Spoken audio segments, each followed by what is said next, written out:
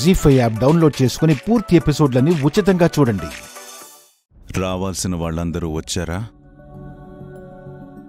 ఆద్య ఇంకా రాలేదు మావయ్య. ఏ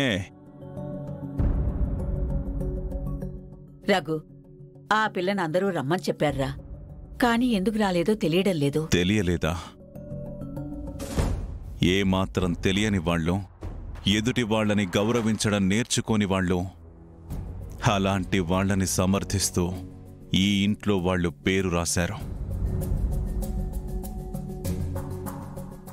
ఇంట్లో ఎలాగూ నాకు విలువ తగ్గించే పనులు చేస్తున్నారు. ఇప్పుడు వీధిలో కూడా తగ్గించడానికి సిద్ధమైనట్టున్నారు. అలాంటిదేదైనా జరిగితే నేనే వేదిక మీదకు వెళ్ళి నా ఇల్లు సక్రమంగా లేదు అని ఊరి జనాలందరికీ క్షమాపణ అడుగుతాను. రఘు,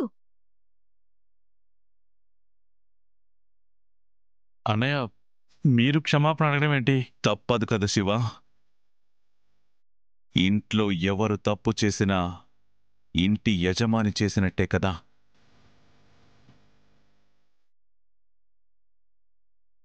ఎప్పుడూ తల వంచని రఘురాంకి తలవంపులు మొదలైనట్టున్నాయి.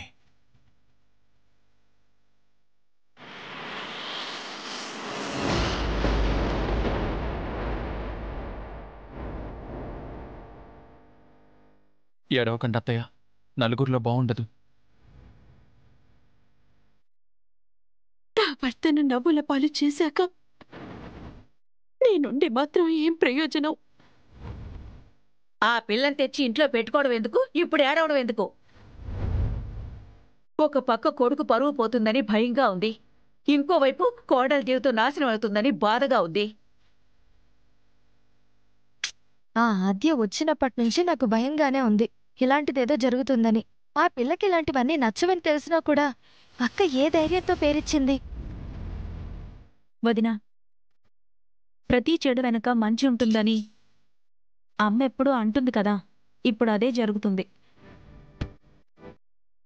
ఇప్పుడు ఆద్య రాదు, అన్నయ్య తర్వాత తనని ఇంటికి రానివ్వడు. ఈ విధంగా అయినా నీ జీవితం బాగుపడుతుంది.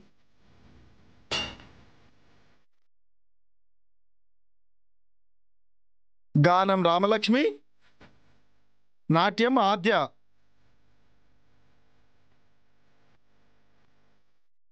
ఇద్దరు స్టేజ్ మీదకి రావాల్సిందిగా కోరుచున్నాం.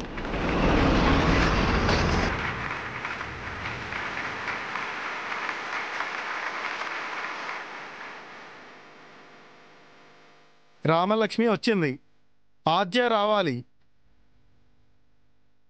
ఆద్య, ఎక్కడున్నా త్వరగా రావాలమ్మా. నాకు తెలిసి నేనెవరికీ అన్యాయం చెయ్యలేదు.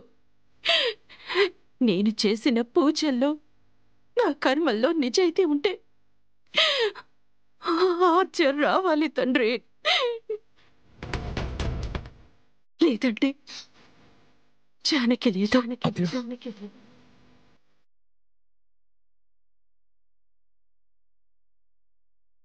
ఎక్కడున్నా త్వరగా రావాలమ్మా.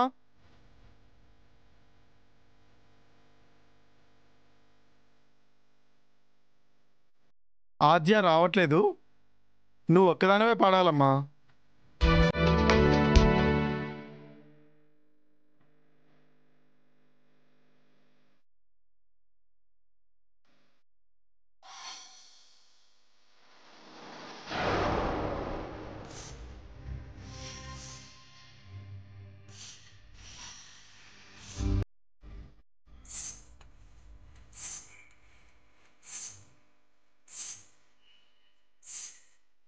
ఆద్య వచ్చింది!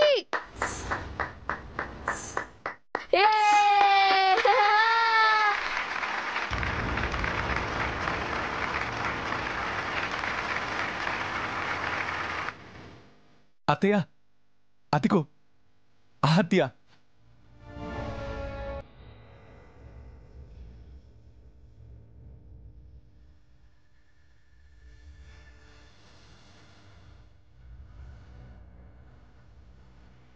గజ్జి కడితే ఎంతో ముద్దుగా ఉందో కదా.